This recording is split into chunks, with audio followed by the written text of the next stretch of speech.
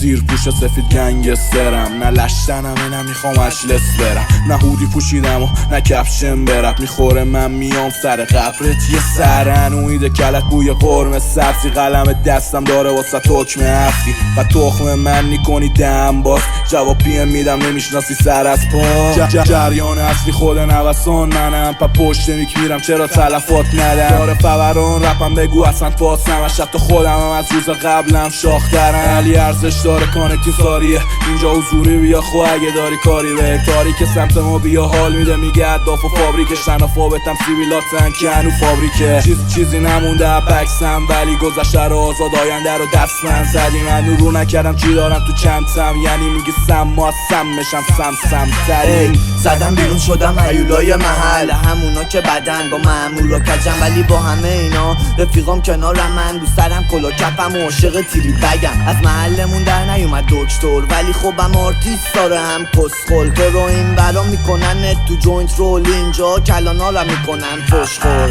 آخه دستمانی میدونی چیه داستان، یه جایی بزرگ شدیم که آنتن نمیداد پاسگاه. خاکی رپ شهر خودم کردم آسفالت و چند باری هم به خاطرش کردنم بازداشت، ولی خب ارزش داشت. کانکتیم سیستانه یه مشیت دارم تو پیج اینستامه، اگه به جایی رسیدم نتیجه ریسکامه. با داداشم رو بیتم و ترکیب فیکس بامه. کسی نیست دیگه در حدمون، حالا تو ویدیو ای کنین گنگ به زور.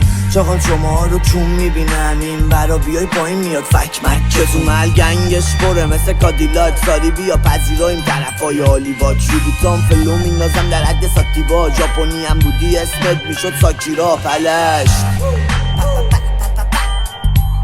اکم صرف یاسر تو بگو سیسیلی بن کانکتیم سیستانه.